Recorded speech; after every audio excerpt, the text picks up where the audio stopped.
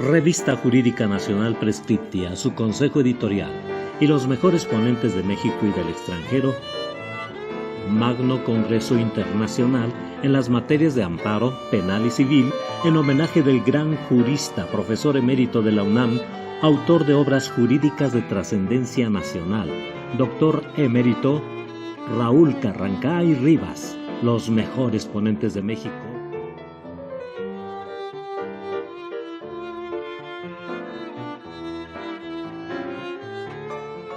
Le agradezco mucho la oportunidad.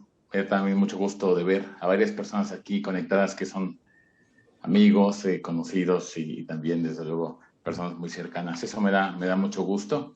Y bueno, pues me toca platicar un poco lo relativo al debido proceso, al recurso efectivo, al derecho a apelar al juicio de amparo. Este tipo de cuestiones se han confundido un poco con el devenir de los años y las tesis y todo ese contexto, pero lo importante es aprenderlos a diferenciar porque no es lo mismo una cuestión a otra. Y para una cuestión, digamos, de introductoria, podremos decir o hablar de lo que es el debido proceso. El debido proceso, ustedes, bueno, es una cuestión muy conocida, pero vamos a verlo un poquito más a profundidad. Es prácticamente un conjunto de requisitos que se deben de llevar a cabo en las instancias procesales. Esto es para efecto de que se pueda llevar a cabo, desde luego, las condiciones necesarias para poder defender en la materia correspondiente a cada una de las partes sus derechos ante cualquier estado que pueda afectarlos. Es prácticamente un derecho. Pero este punto no hay que confundirlo. Voy a proyectar algunas láminas para hacer un poco también más claro. Y aquí está la primera, déjenme ver. Sí, me lo permite sí, aquí está. En este primer contexto podremos ver, déjenme ponerlo aquí. Si el debido proceso creo que no está, aquí está. En este contexto tendríamos que ver lo que la Corte Interamericana primeramente indica, que como lo vimos hace un momento, es el conjunto de requisitos que deben observarse en las instancias procesales a efecto de que las personas estén en condiciones de defender adecuadamente sus derechos ante cualquier estado que pueda afectarlos. Este debido proceso, lo sabemos, es un conjunto de pasos. Pero ese conjunto de pasos no quiere decir necesariamente y de manera irrestricta que siempre es un derecho, también es una obligación. Cuando hablamos de un derecho, hablamos precisamente de lo que tenemos como pasos para poder defendernos, pero la obligación subsiste a partir de los términos procesales. Cuando hablamos de términos procesales, estamos hablando que debemos limitarnos, desde luego, en este contexto, a poder definir que cuando hay un término procesal no podemos ignorarlo. Me sucede mucho en la audiencia que, por ejemplo, eso pasa mucho porque no se conoce. Voy a hablar un poquito más de lo que es también mi campo, que es el sistema acusatorio. En la audiencia intermedia, ustedes lo saben, la etapa misma, cuando se formula lo relativo a la acusación ministerial, tiene la defensa el derecho de contestarla, no como una reconvención o como una contestación de demanda, sino más bien de dar el parámetro mismo de los medios que va a llevar, entre otros contextos, a prueba, a juicio, de medios de prueba que va a llevar a juicio. Entonces, cuando hace esta relatoría, la defensa son precisamente el parámetro de lo que va a llevar a cabo en la audiencia correspondiente de juicio. Pero, ¿qué sucede en la práctica? A la defensa no siempre se les pasa ese término, porque como son términos que son, digamos, nuevos, no son términos tan conocidos, nos llevan precisamente a que estos parámetros no se tomen en cuenta, no se verifiquen de una manera real. Entonces pasan los 10 días y simplemente a la defensa se le transcurre ese término sin ofrecer medios de prueba. Cuando llega la audiencia intermedia, quieren ofrecerlos, pero bueno, los que están en el argot del sistema penal saben que antes de que se pueda llevar a cabo un ofrecimiento ante el juez en la audiencia intermedia de un medio de prueba, se requiere que se descubra antes, es decir, que se entregue a la contraparte los medios correspondientes. Cuando llegan a la audiencia intermedia, alegan que atendiendo al debido proceso, al principio por persona y precisamente lo relativo a la situación más benéfica para el imputado, entonces quieren que se ofrezca en ese momento las propias pruebas. cuando no se hicieron en su momento. Por eso hablaba de que el debido proceso es derecho y obligación. No hay ninguna tesis, no hay ninguna jurisprudencia de la Suprema Corte que indique, ni tampoco de la ni internacional ni nacional, que indique que los términos procesales pueden o no seguirse por las partes, obedecerse por las partes, y si no es así, por parte de la defensa, se puede aplicar el principio por persona para que haya una cuestión favorable. Esto no existe. El debido proceso es parte precisamente de los términos procesales y que deben acatar tanto la defensa como en el caso de la fiscalía o también en otras materias el actor y el demandado. Este tipo de cuestiones no se pueden ignorar porque son términos procesales. Entonces, no es válido que se involucre el derecho del debido proceso para poder establecer o revivir un plazo. Esto precisamente porque ese plazo ya no se ventiló, ya no se obedeció y el debido proceso no tiene la fuerza procesal precisamente o de protección de derechos de poder revivir un proceso, un plazo que en este caso a la defensa se le pasó. Entonces el debido proceso es muy claro, son derechos y también son obligaciones. Pero aquí es donde vamos a empezar a ver cuál es la diferencia o cómo podríamos aterrizar lo relativo al recurso correspondiente y también al recurso efectivo que establece la Suprema Corte y la Corte Interamericana. En este contexto, entonces, tendríamos que ver qué es lo que indica en el caso particular la Corte Interamericana y vamos a compartir la pantalla para ver el siguiente parámetro. Entonces, veríamos aquí, en cuanto al artículo 8.1, bueno, el debido proceso legal, dice la Corte Interamericana, la Convención Americana, que es el derecho de toda persona a ser oída con las debidas garantías, y lo habíamos dicho, dentro de un plazo razonable. Hay diversos parámetros de ese contexto, no me voy a detener tanto en plazo razonable, pero hay como 6 o 7 jurisprudencias de la Corte Interamericana que hablan de esto, por un juez o tribunal competente, independiente e imparcial establecido con anterioridad por la ley para determinar sus derechos. Para dar solamente un margen o un parámetro de lo que es un plazo razonable, por ejemplo, tenemos el caso de BPR contra Perú, donde había una menor que fue violada por su padre y bueno, se tardó prácticamente 5 años el proceso y la apelación para poder revocar una absolución fue de 3 años. Ese plazo se considera una violación precisamente al plazo razonable. Entonces ya tenemos el parteaguas. Debido proceso son las fases procesales para poder defenderse ante un Estado que pueda nulificar o quiera de alguna manera menoscabar o limitar algún derecho y debe ser en un plazo razonable. En ese contexto no hay, digamos, que mucho tema que manejar o que discutir al respecto. Pero ¿qué es lo que involucra prácticamente este debido proceso o qué es lo que nos lleva a verificar este debido proceso? Tendríamos entonces que atender al siguiente parámetro. Ya aterrizado un poco más en la jurisprudencia nacional, la Suprema Corte de Justicia de la Nación retoma ese debido proceso y lo trae a través de un núcleo duro.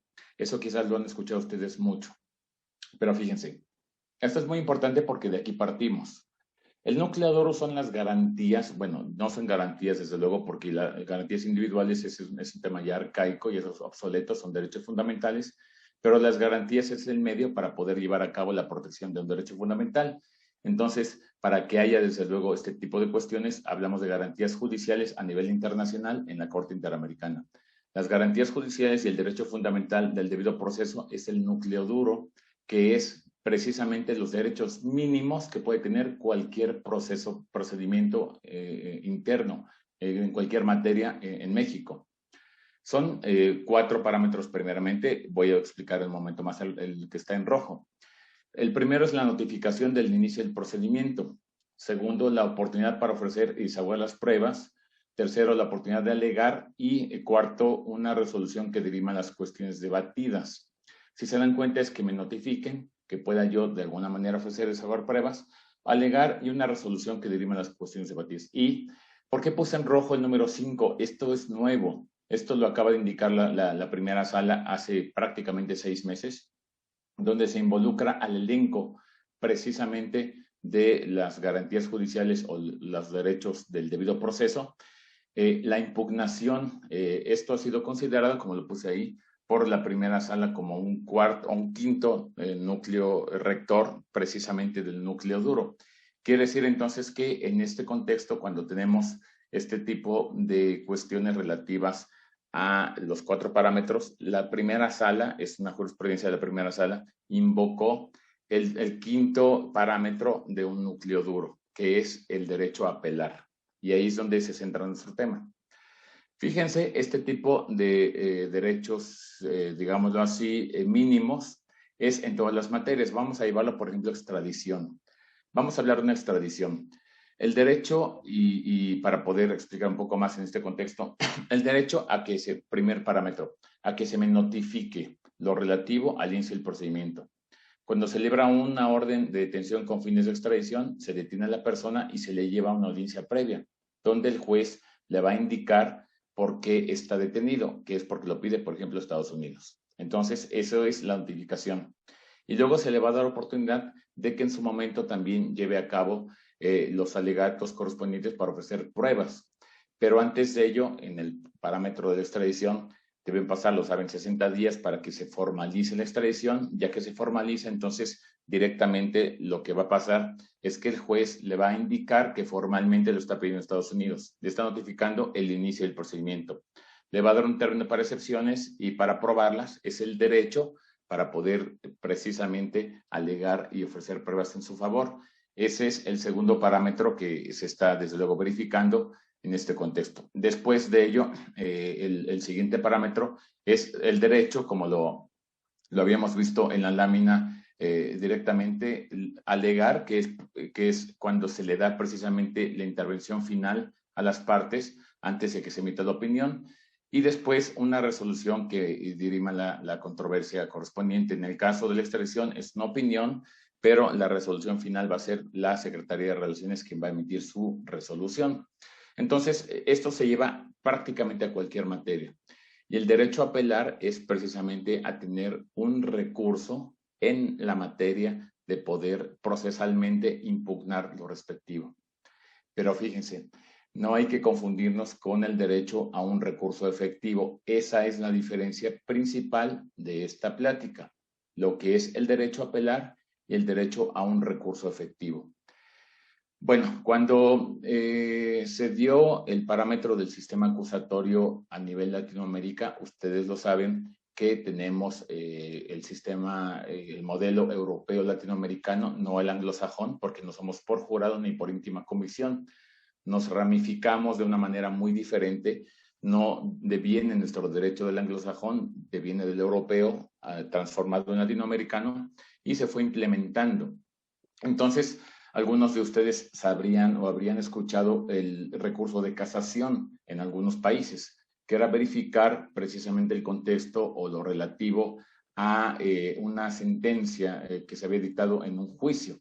Entonces, en este contexto tendríamos ciertos parámetros donde debía haber precisamente un recurso que pudiera llevar a cabo un análisis muy de fondo.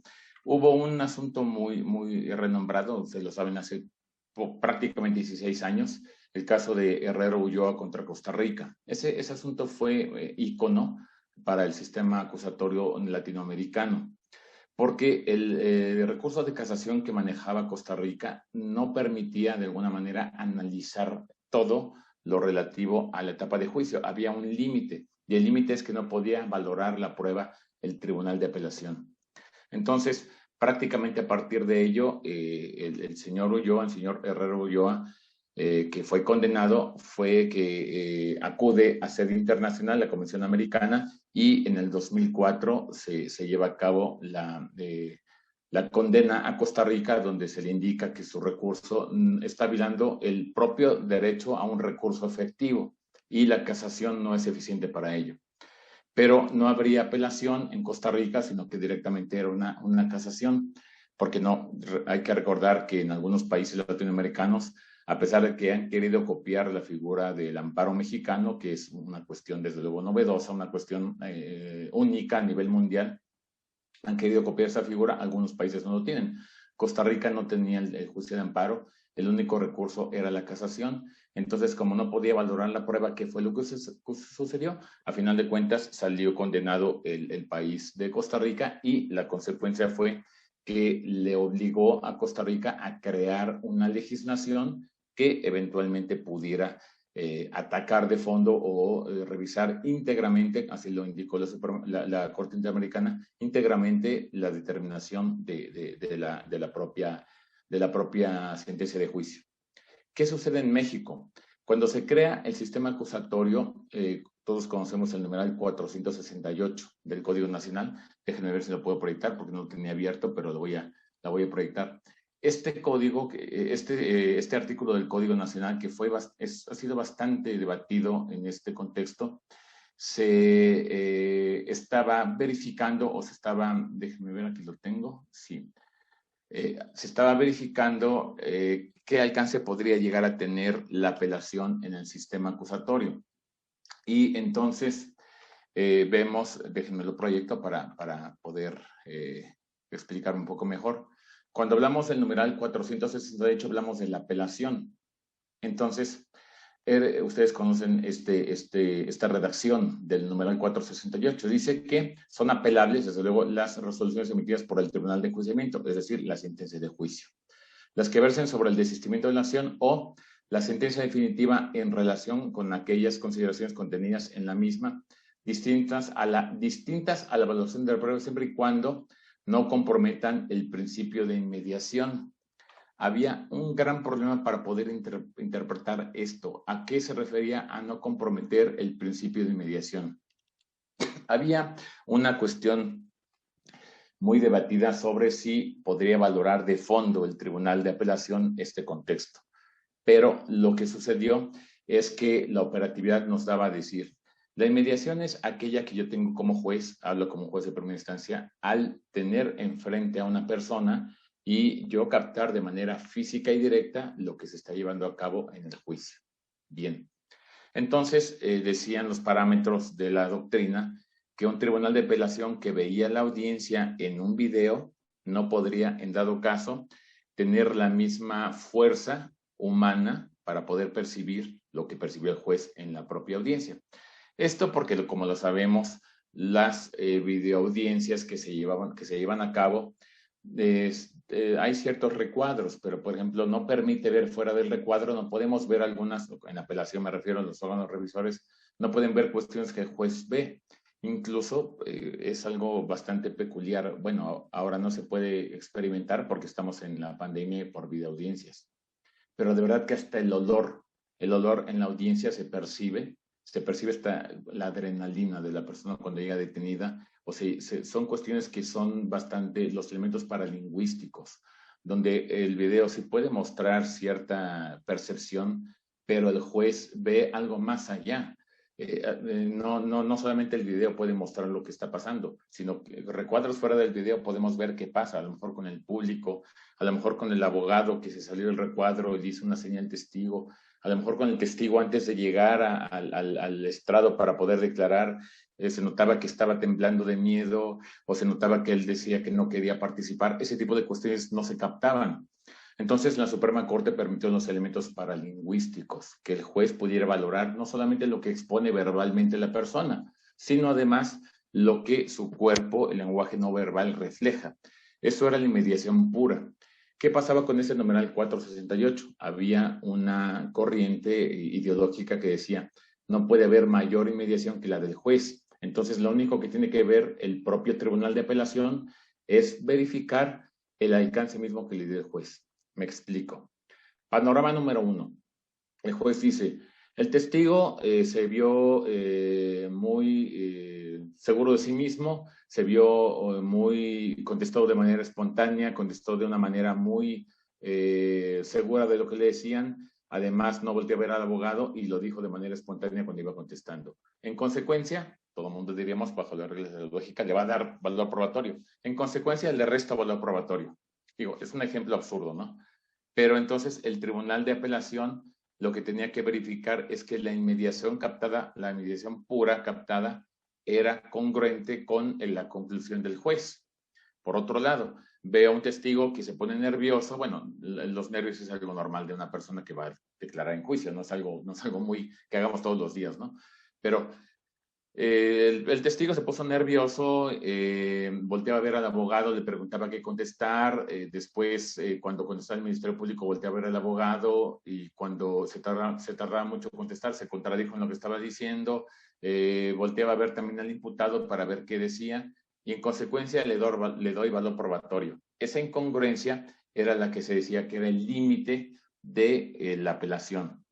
Entonces, ¿qué era lo que pasaba? Se decía en la corriente ideológica, incluso el mayor criterio a nivel nacional era que el Tribunal de Apelación no podría rebasar la inmediación pura. Pero ¿qué era lo que sucedía? Se empezó a verificar si esto no podría tener una violación al derecho de apelación. Pero recuerden, no estamos hablando aquí de recurso efectivo. El recurso efectivo es por otro lado. ¿Por qué el recurso efectivo? Vamos a adelantar solamente algo para poderme explicar un poco mejor. El recurso efectivo es aquel que tiende a proteger una constitución, derechos de una constitución o derechos de la convención. Quiere decir que el recurso efectivo no es la apelación, porque la apelación tiene un parámetro completamente diferente. No tiende a proteger una convención. Si bien podemos hablar de un bloque de constitucionalidad, donde los tratados internacionales y también la Constitución, a través de la interpretación conforme a la Constitución o una interpretación conforme a la Convención, puede tener un bloque de constitucionalidad para dar un parámetro de derechos fundamentales. Eso nos queda muy claro. El punto no es ese, sino que ¿dónde entra entonces la apelación? ¿En dónde se encuentra catalogada para este contexto? Bueno, como no estaba muy claro, y hay que decirlo porque estamos aprendiendo a nivel incluso como nación el sistema acusatorio y los derechos internacionales. Se decía mucho en audiencia, fíjense, y eso fue el impacto fuerte que hubo en este contexto. Decían los abogados, es que el hecho de que en apelación no me puedan valorar la prueba de una manera diferente que lo hizo el juez, viola mi derecho del recurso efectivo. Y decían, entonces, viola mi derecho al recurso efectivo, se iba en amparo directo. Violó mi derecho al recurso efectivo simplemente porque no analizó el fondo del asunto que el juez sí vio. Entonces, ¿qué alcance tengo yo con la apelación si a final de cuentas no va a haber algo que me lo atienda de fondo? Entonces se empezó a decir, me viola el recurso efectivo, me viola el recurso efectivo. ¿Y qué fue lo que pasó? Fue tanto el auge de esta corriente de que no había un análisis completo de la apelación que entonces los abogados llegaron a la Suprema Corte. Y la Suprema Corte se hizo cargo del asunto. Vamos a analizar el numeral 468 para ver su alcance. Si es que, recuerden, vamos a hablar esto seguramente ustedes ya lo saben. Cuando hablamos de una cuestión de interpretación conforme, voy a cruzar un poco derechos fundamentales, derechos internacionales del bloque de constitucionalidad. Las leyes nacionales gozan, se llaman de presunción de constitucionalidad o presunción de convencionalidad, es decir, las normas de primera impresión deben interpretarse como que están de acuerdo con la Constitución. Se tiene que ver de esa manera, presumiendo que son acordes. Sí, entonces lo que se va a hacer es, como se presume que son acordes con la Constitución y con la Convención, lo que vamos a hacer entonces es interpretarlas a través de la Constitución y la Convención. Recuerden que el bloque de constitucionalidad, me voy a meter a ese parámetro internacional, el bloque de constitucionalidad quiere decir que yo voy a interpretar la Constitución, pero además lo que no está en ella, que sea benéfico como un tratado internacional. De tal manera que el bloque constitucional es un tratado internacional que concede derechos para alguna de las partes y la Constitución, así como otras leyes que den un bloque de beneficio de derechos fundamentales. Cuando tenemos una norma, vamos a interpretarla a partir de la presunción de constitucionalidad, quiere decir que vamos a presumir que es acorde. Entonces vamos a interpretarla de acuerdo, que es la interpretación conforme, vamos a interpretarla de acuerdo con la Constitución o conforme a la Constitución y el bloque de constitucionalidad. Eso es lo que hace la Suprema Corte. Llega a este caso en concreto el 468 que presume de constitucionalidad, la presunción de constitucionalidad, lo interpretamos. Si vemos que es armonizable, bueno, vamos a llevar a cabo un pronunciamiento al respecto de que se tiene que interpretar así. Pero si vemos que choca, que no se puede armonizar, viene entonces, ya sea que seamos parte de un control, como ustedes lo saben, de un control difuso, vamos a llevar a cabo la inaplicación, o de un control concentrado, vamos a llevar a cabo, desde luego, en dado caso, la declaratoria de inconstitucionalidad. En este contexto me voy a explicar un poco más. Estos temas estoy cierto que los manejan perfectamente bien, pero quiero explicarme, desde luego, para que no quede dudas. Lo relativo a la interpretación difusa, bueno, el control difuso, ustedes lo saben. El control difuso, son 3 parámetros. Ya me metí un poco más en temas, pero son importantes. Son 3 parámetros. La interpretación, desde luego, conforme a la Constitución, siempre llevando a cabo, o los tratados, siempre llevando a cabo una interpretación más favorable. Lo tienen todas las autoridades. Los jueces, específicamente los jueces, tienen el control difuso, que es a través de precisamente un proceso. Vamos a llevar a cabo un control para verificar si la norma encuadra en la Constitución o entra en la Convención. Y el control concentrado, que es el tercer parámetro, son los que tienen los jueces de amparo para el efecto de poder declarar inconstitucionalidad una norma. Entonces, que la Suprema Corte lleva a cabo un control concentrado. Desde luego, puede declarar inconstitucional o inconvencional una norma. Dice la Corte, bueno, tengo el 468, vamos a hacer una presunción de constitucionalidad. ¿Puedo armonizarla?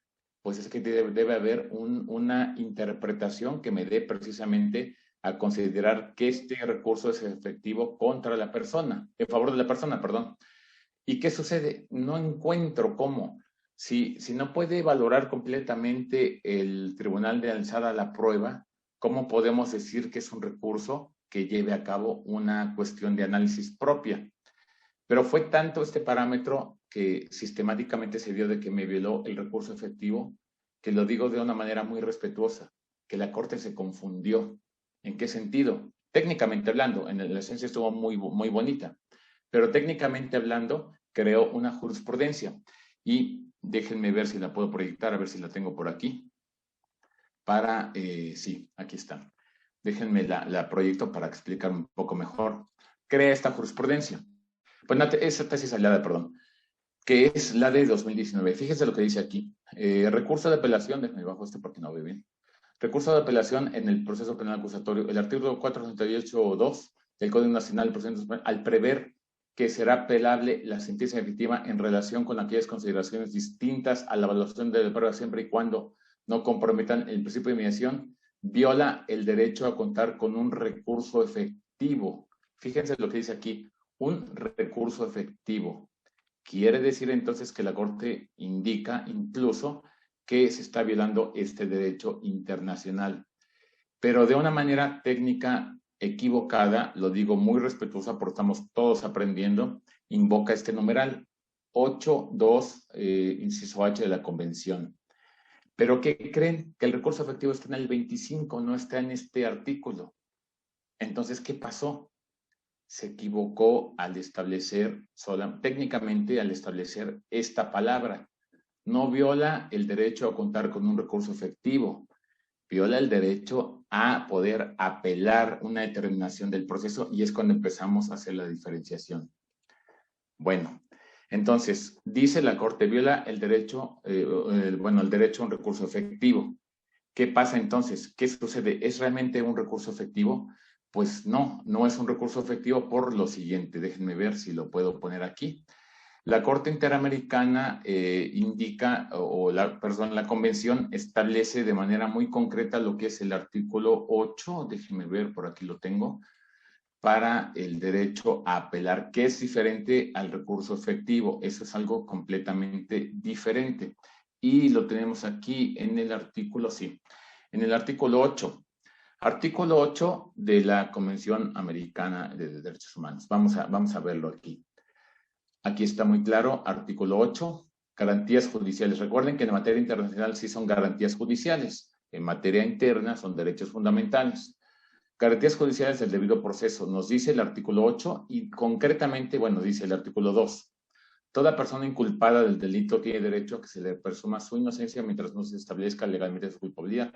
Durante el proceso, toda persona tiene derecho en plena igualdad a las siguientes garantías mínimas. Quiere decir que estamos hablando también de un parámetro mínimo que nos está llevando. Esto es la Corte Interamericana, nivel internacional.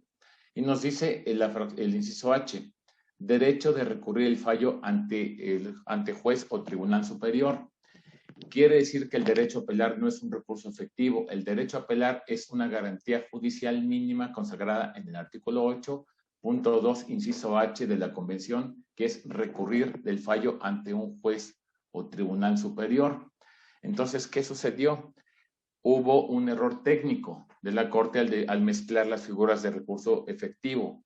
Esto lo llevó a que los conceptos de violación se dijeron o se confundieron que estaba violando un derecho a un recurso efectivo. El recurso efectivo es otra cosa completamente diferente.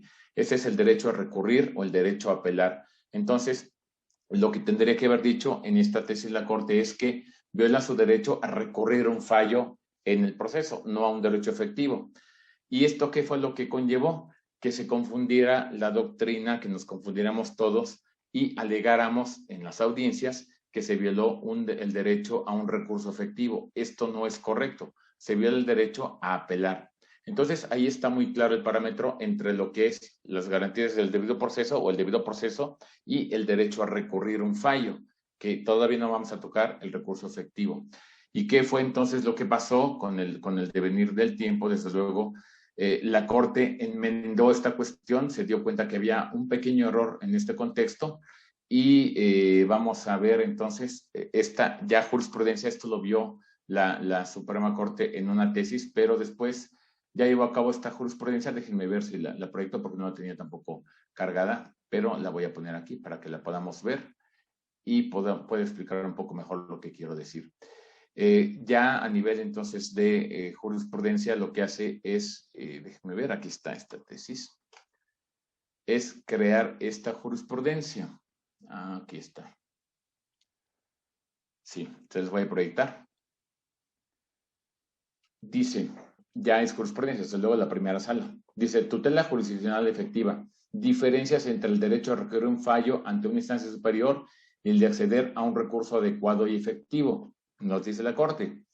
Bueno, voy a leer porque es importante. Si bien los derechos giran en torno al, bueno, esto digamos que es algo importante. Dice, ahora bien, en cuanto al juicio de amparo, la Corte Interamericana ha establecido que este se encuentra en el ámbito del artículo 25 de la Convención Americana de Derechos Humanos, Pacto de San José, reconociéndolo por su naturaleza como el procedimiento judicial sencillo y breve, que tiene por objeto la tutela de todos los derechos reconocidos por la Constitución y la Convención citada. El mismo tribunal Interamericano precisó que el recurso consagrado en el artículo 25 no es el recurso de apelación, el cual está previsto en el artículo 8.2H del mismo tratado. Esta diferencia entre el derecho a la protección judicial y el derecho a la revisión es de suma relevancia para entender cuándo se está ante la presencia del derecho de recurrir un fallo ante una instancia superior o en respeto al derecho del debido proceso y cuándo se está ante la exigencia de un recurso que ampare derechos fundamentales de fuente nacional o convencional. Por tanto, el juicio de amparo debe considerarse como un medio de defensa diseñado para proteger los derechos consagrados en la Constitución y la Convención y no como un mecanismo de segunda instancia, esto es, un recurso que sirve para el margen para la revisión de una decisión del marco de un proceso. Por eso el juicio de amparo no es un recurso, bueno, eso lo sabemos desde hace muchos años, pero el juicio de amparo es un medio de defensa extraordinario fuera del proceso que permite el análisis constitucional y convencional de derechos fundamentales. Por eso no es correcto que digamos que nos viola el derecho a un recurso efectivo cuando hablamos de apelación. Tenemos que involucrarlo en el artículo 8, en el punto 2, inciso H, para enmarcarlo en ese lugar. Cuando entonces ya tenemos este parámetro, ya podemos irnos directamente a sede convencional para verificar entonces cuál es el alcance o a qué se refiere directamente el juicio de amparo. El juicio de amparo, desde luego, cuando ya llegamos a este contexto, es precisamente aquel que nos lleva a verificar o analizar que se trata del recurso efectivo que establece el numeral 25. ¿Y por qué razón nos lleva a este contexto? Vamos a ver el numeral 25 de la Convención para que me pueda explicar un poco mejor respecto a este punto. Entonces, lo vemos, lo proyecto. Y el numeral 25, estamos en la Convención Americana, dice: toda persona tiene derecho a un recurso sencillo y rápido o a cualquier otro recurso efectivo ante los jueces o tribunales competentes que la ampare. Esa palabra, desde luego, tiene mucha referencia con nuestro juicio de amparo, contra actos que violen sus derechos fundamentales reconocidos por la Constitución o la ley o la presente convención, aun cuando tal violación sea cometida por personas que actúen en ejercicio de funciones oficiales. Entonces, que violen sus derechos fundamentales reconocidos por la Constitución o la presente convención. Aunque sepamos a través del control concentrado, el control difuso, que los jueces de apelación pueden hacer una interpretación conforme a la Constitución y a la Convención, no es per se un recurso destinado a proteger derechos fundamentales, convencionales o constitucionales. Por esa razón, el derecho a apelar es un recurso procesal contemplado en el artículo 8 y el recurso efectivo es el juicio de amparo, donde tendremos que analizar directamente la violación a algún derecho fundamental, ya sea establecido en la Convención Americana o ya sea establecido en la Constitución. Pero, desde luego, para este contexto debe haber un análisis integral de la propia determinación. Esto debe tanto el recurso procesal como también el recurso precisamente derivado del juicio de amparo, el recurso efectivo, se refiere así, debe haber un análisis íntegro. ¿Qué pasaba entonces con el 468?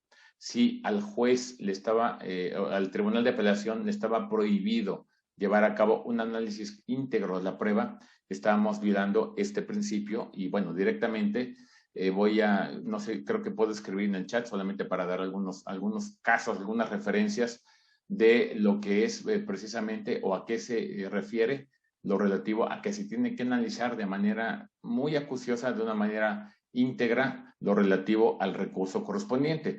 Uno de estos casos es el de Ives Bronche contra Perú, que lo voy a poner aquí para todos, para que me vaya explicando un poco mejor. Esta es la primera tesis que habla, la primera jurisprudencia, perdón, de la Corte Interamericana, que habla de que se tiene que analizar de manera íntegra un recurso procesal o el juicio de amparo. También tenemos el caso Reverón Trujillo contra Venezuela, que es una sentencia, todas son desde luego después del caso de Ulloa, que fue un parteaguas, que nos habla de este tipo de cuestiones donde tiene que haber un análisis íntegro.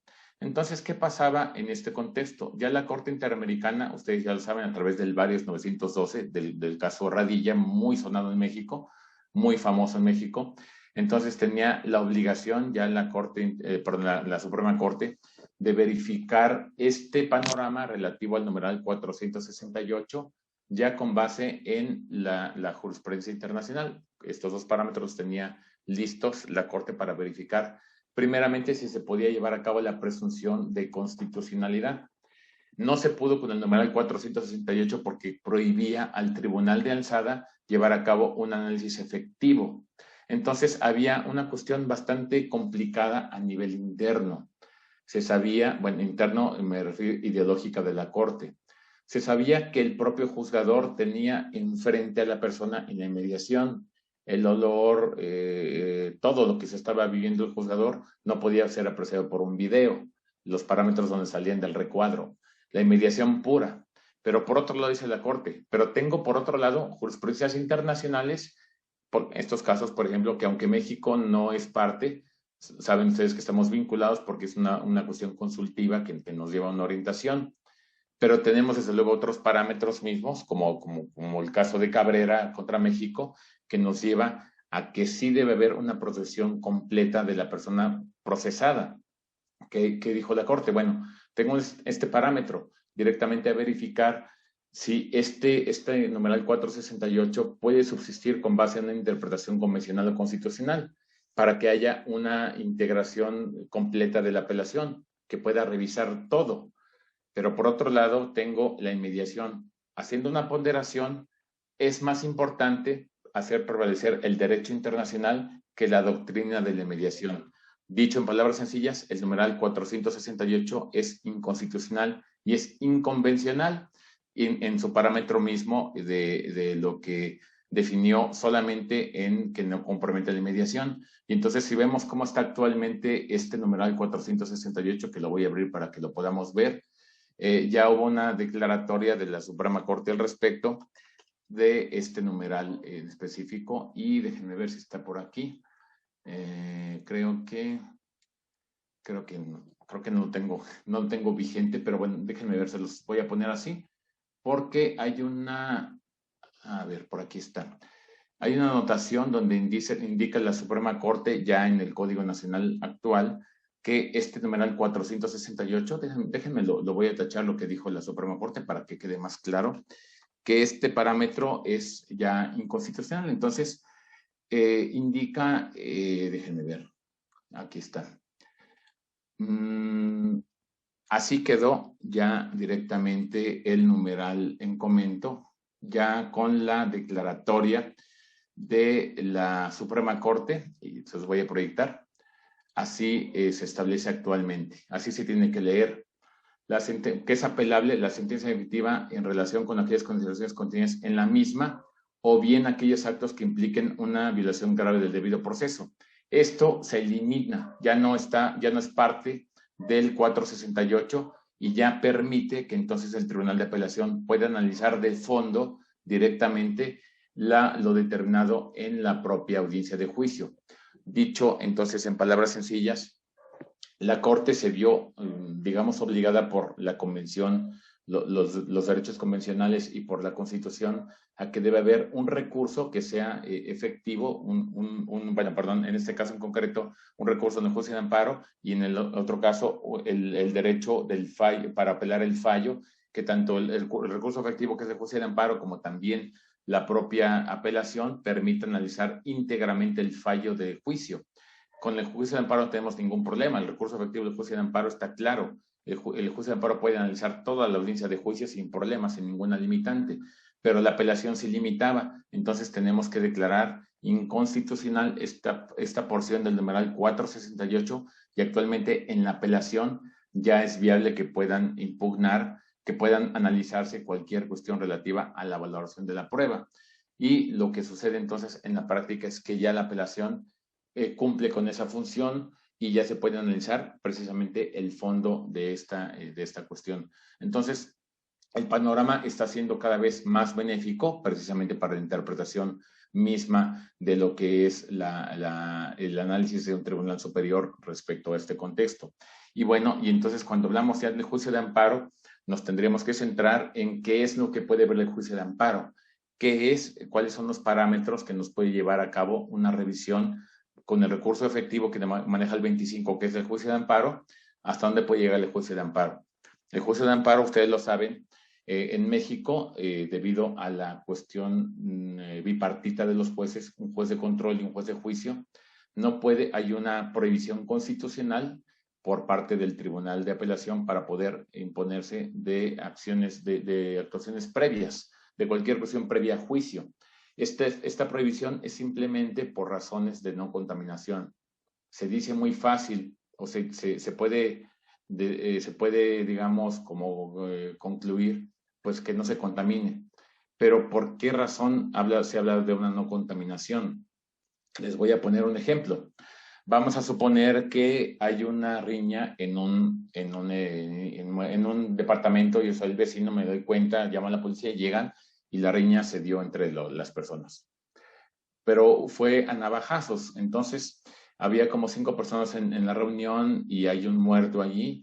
Las personas que tuvieron que ver con la riña también salieron heridas, pero salieron corriendo del departamento. Entonces, puede ser que a lo mejor el defensor de uno de ellos que detuvieron a una persona a 5 calles con su camisa ensangrentada. Se presume que tuvo que ver porque coincide con lo que el vecino vio, que salió una persona corriendo con una camisa blanca y un pantalón de mezclilla y tenía sangre en la camisa, y es reconocido aparentemente porque era de noche por el vecino. Entonces, presuntamente se le vincula a proceso. Pero para poder analizar la cuestión relativa a si tuvo que ver o no, la defensa necesita una experticia muy importante. Hay líquido hemático por todo el departamento. Quiere hacer la comparativa genética de si la sangre de su defenso tiene que ver con alguna de las sangres que se encontró en el departamento.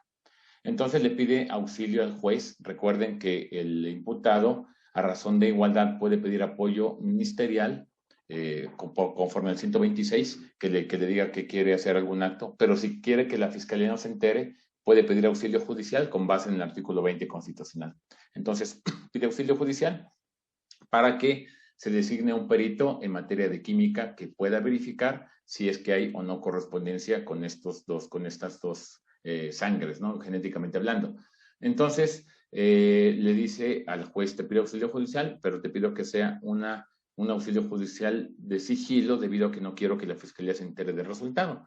El juez le da el auxilio judicial, entonces el perito concluye que sí tiene que ver la sangre de la persona del imputado o el acusado, sí tiene que ver, hay correspondencia genética con sangre encontrada, entonces ya no está tan ajeno. Entonces, cuando llega el resultado, pues el defensor va a decir, ay, caray, me afecta esta prueba.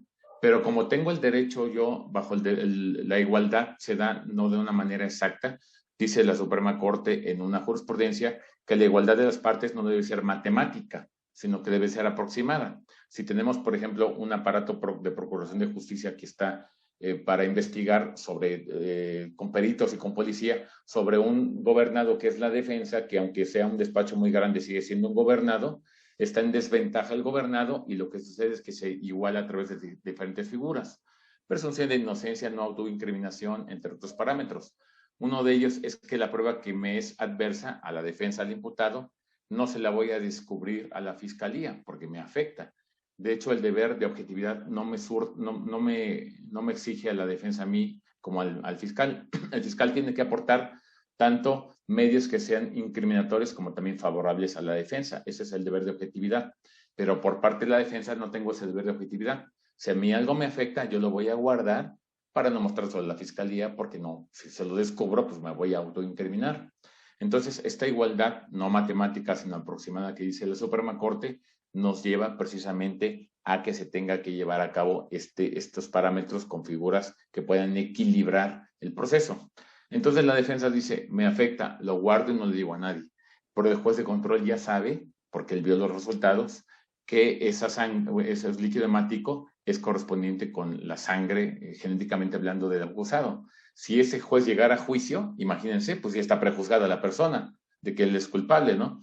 Por esa razón es que esta no contaminación es muy importante, muchísimo más importante, y está diseñado el sistema de una manera que nos lleve a que no se contaminen los jueces de juicio con los de control. Por ejemplo, si llevo a cabo un procedimiento abreviado y yo me declaro culpable, bueno, reconozco el evento en el procedimiento abreviado, pero por alguna razón no prospera, ya como juez de control estoy prejuzgado por lo que dijo el imputado, de que precisamente hay un reconocimiento del evento. Si yo soy el juez de juicio, pues voy a estar realmente contaminado.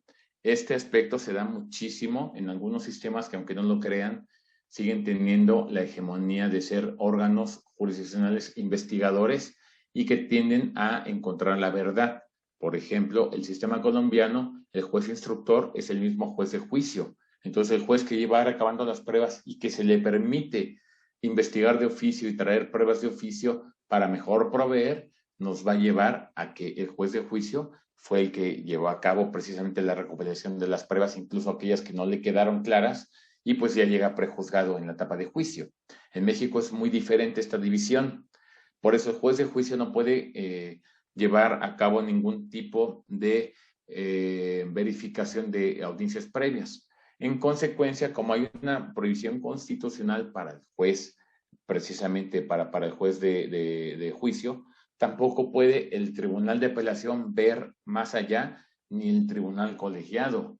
Se los digo porque cuando empezó el sistema, el tribunal colegiado en apelación, en el amparo directo, que era contra la apelación, desde luego, la autoridad responsable, en un principio los tribunales colegiados pedían las etapas previas, la intermedia, la inicial y todo, lo pedían para ver qué había pasado. Entonces reponían en amparo directo hasta la audiencia inicial, hasta la audiencia de la vinculación a proceso, y decir el juez de juicio, pero es que ¿cómo me puedes reponer a mí que yo no vi eso. El 75 de la ley de amparo es muy claro. No puedes apreciar el acto más allá de como yo lo vi. Y yo solamente vi el juicio. ¿Por qué me traes audiencias previas que yo no vi? Me estás prácticamente dejando en indefensión como autoridad responsable, me estás reponiendo algo que yo no vi. Y entonces, pues, tú no tienes derecho a pedir etapas previas, pero lo hacían sistemáticamente, pedían etapas previas y había reposiciones a cada rato. Entonces, el amparo directo tenía una locura de estar reponiendo cosas que no veía el juez de juicio, era completamente incongruente conforme a la Constitución. Incluso si hay previsión para el juez de juicio, ¿por qué los demás, por ser el tribunal de alzada, podrían ver? No podrían ver. Hay previsión, la previsión constitucional no es para el juez, es para todos los jueces. No es para el juez de juicio, es para todos los jueces que van a tener intervención. Entonces, ¿qué pasaba? Tuvo que venir la Suprema Corte a indicar, no, se cierran etapas. Viene el auto de apertura a juicio y se cierra la etapa. Empieza la etapa de juicio y el amparo directo solamente va a poder llegar al auto de apertura, ya no puede llegar más allá, porque entonces la naturaleza sería precisamente violar la Constitución. Nosotros como juzgadores tenemos que hacer respetar la Constitución. Si la Constitución indica muy claramente que no puede ver el juez de juicio etapas previas, tampoco lo puede ver el colegiado. El colegiado no puede violar la Constitución. Entonces, dijo, se cierran etapas, pero para que no haya porque el gran problema era más bien ideológico. Pero es que yo como tribunal colegiado, ¿cómo no voy a poder reponer todo hasta allá? ¿Quién lo va a controlar? Ah, bueno, pues se crea entonces esa misma jurisprudencia establece una figura que era lógica, pero la establece expresamente, que dice, cuando hay actos de imposible reparación, es posible promover amparo indirecto. Quiere decir entonces que lo que sucede en la intermedia, como se va a cerrar la etapa, ya sería de imposible reparación, porque el tribunal colegiado no lo podría ver. Como es imposible reparación, crea la figura de amparo indirecto para lo que se resuelva en la intermedia y entonces se llega al amparo indirecto, a la apelación puede ser o al amparo indirecto. Decían los colegiados, pero ¿cómo no lo va a controlar un colegiado eso? Bueno, pues está el recurso de revisión. El amparo indirecto, si es adverso, pues se va a revisión y así sucede. Entonces, cuando vemos eso, pues realmente lo que vamos a hacer, por otro lado, es que el colegiado sí va a verificar en revisión esto y no va a haber ninguna desprotección para nada. Se protege al gobernado con el principio del recurso efectivo en amparo y con el de apelación o el recurso a recurrir precisamente en apelación contra las excluyentes, las pruebas excluidas. Entonces, se crea un panorama perfecto. La intermedia se crea la apelación precisamente para recurrir el fallo y cumplir el artículo 8.2h de la Convención. Pero también se permite que se pueda promover amparo para cumplir con el artículo 25 de la Convención Americana. Jurisprudencia perfecta donde se dice, entonces tú puedes apelar, pero también puedes recurrir al amparo. No te viola ningún derecho fundamental al cerrarte la etapa, porque si quiere verlo el colegiado, pues va a llegar acá.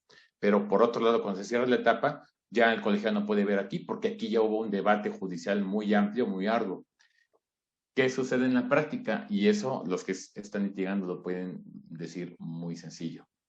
Lo que pasa en la práctica es que dice, por ejemplo, un litigante, un defensor, dice, bueno, promuevo amparo y a lo mejor me niega el amparo.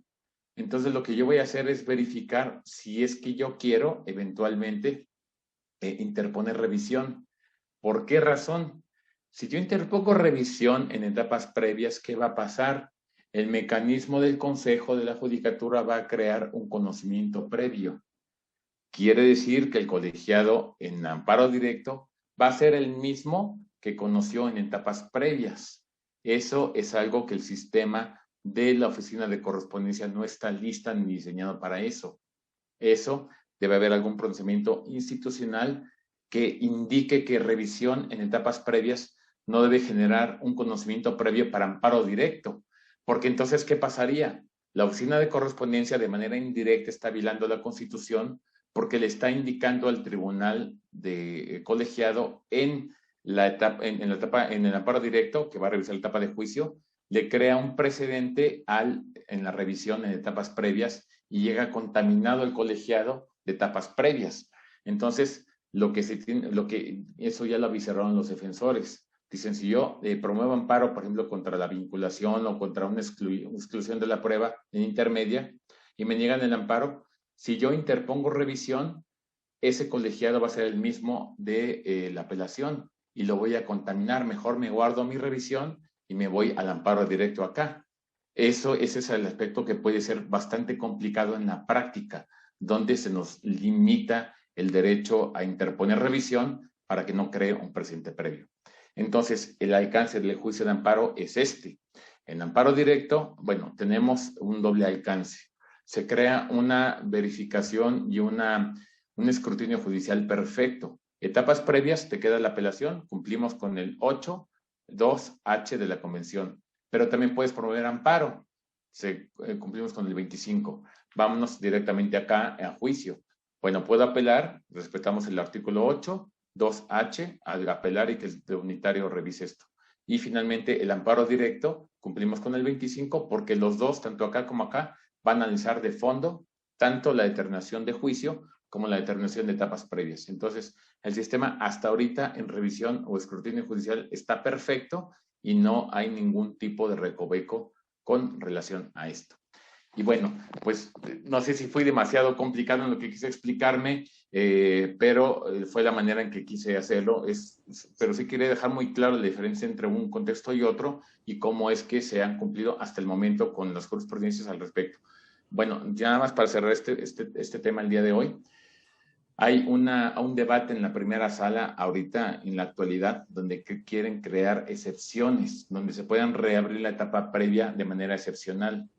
Desde mi punto de vista, esto no debe ser. Y no debe ser simplemente por el hecho de que si reabrimos etapas excepcionalmente hablando, pues estamos hablando precisamente de que estamos violando la Constitución. La Constitución dice, no pueden tener acceso a etapas previas nadie después del juicio y no puede haber ninguna excepción. Sería tanto como establecer que hay excepciones constitucionales. Y dicen, por ejemplo, para cerrar, dicen, bueno, ¿y qué pasa si el juez de control ve que hay incapacidad sistemática en la audiencia intermedia, que el defensor no sabe nada y no lo cambia y llega a juicio sin saber nada?